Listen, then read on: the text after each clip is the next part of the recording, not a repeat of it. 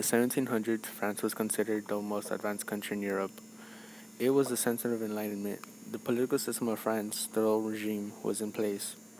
The old regime was cruel and unfair, with high prices and high taxes. There was three social classes or estates. The clergy of the Roman Catholic Church formed the first estate, and they owned 10% of the land and paid no taxes.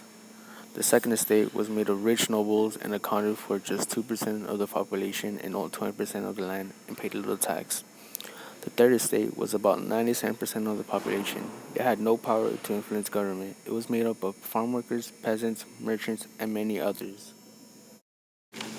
The growing resentment from the lower class and other factors contributed to the revolution movement in France. Weak leadership, economic problems, new government ideas helped generate a need for change. The Third Estate were inspired by the success of the American Revolution. They all had new views about power and authority. Quoting Rousseau and Voltaire, they began demanding equality, liberty, and democracy. By 1780s, France's economy was in decline and caused alarm in the Third Estate. As well, heavy taxes made it difficult to make business in France. In addition, the cost of living was rising and soon bad weather hit France, causing crop failure, resulting to a shortage of grain.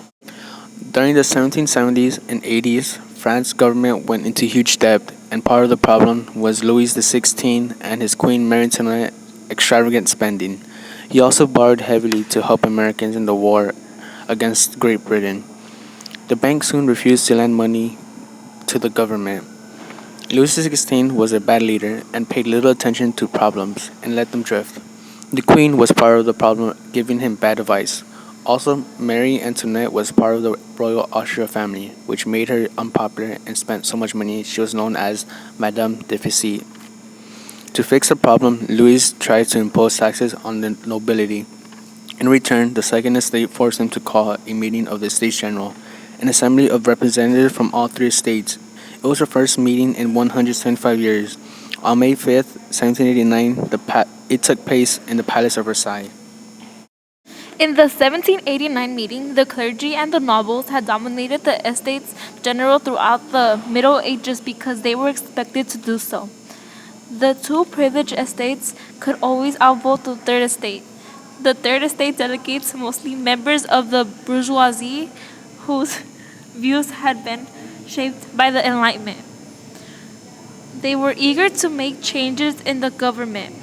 In a dramatic speech, Size suggested that the Third Estate delegates name themselves the National Assembly and pass laws and reforms in the name of the French.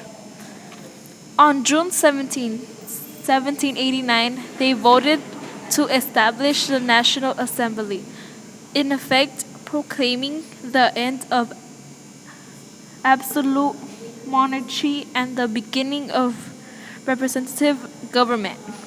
This vote was the first deliberate act of the revolution. 3 days later, the Third Estate delegates found themselves locked out of their meeting room. They broke down a door to an indoor tennis court, pledging to stay until they had drawn up a new constitution. This pledge became known as the Tennis Court Oath. After nobles and members of the clergy who favored reform joined the Third Estate of delegates, in response to these events, Louis stationed his mercenary army of Swiss guards around Versailles. In Paris, rumors started to go around.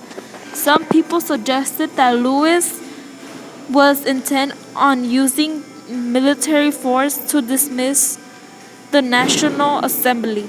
Others charged that the foreign troops were coming to Paris to massacre French citizens.